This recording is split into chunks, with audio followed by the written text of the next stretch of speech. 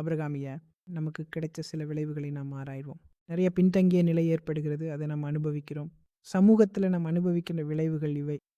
பெரும்பாலான ஆபிரகாமிய மதங்களில் அறிவியல் மனப்பான்மை வளருவதில்லை.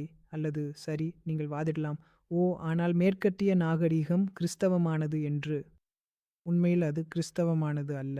அது உண்மையில் கிறிஸ்தவத்தின் பாதையிலிருந்து விலகி அறிவொளி இயக்கத்தை நோக்கிச் சென்றது. எனவே நீங்கள் விரும்பினால் அது கிறிஸ்தவத்தின் ஆபிரகாமிய கருத்துக்களிலிருந்து உடைந்து வெளியேறியது என்று சொல்லலாம். ஆனால் இஸ்லாமிய சமூகங்கள், பேராசிரியர் எட்வர்ட் டட்டன் என்பவர் உலகம் முழுவதும் உள்ள அனைத்து இஸ்லாமிய சமூகங்களிலும் ஆராய்ச்சி செய்துள்ளார். இதில் முஸ்லிம்கள் பெரும்பான்மையாக இல்லாத இடங்களும் அடங்கும். ஆனால் அங்கு அவர்கள் கணிசமான எண்ணிக்கையில் உள்ளனர். உதாரணமாக இந்தியா மற்றும் பிற இடங்கள். முஸ்லிம்களுக்கும் மற்ற சமூகங்களுக்கும் இடையே ஐக்கியூ அளவில் 20 புள்ளிகள் வித்தியாசம் உள்ளது. இது பெரும்பாலும் சுற்றுச்சூழல் காரணிகளால் ஏற்படுகிறது, ஏனெனில் நீங்கள் எந்த அறிவியல் மனப்பான்மையையும் வளர்த்து கொள்வதில்லை.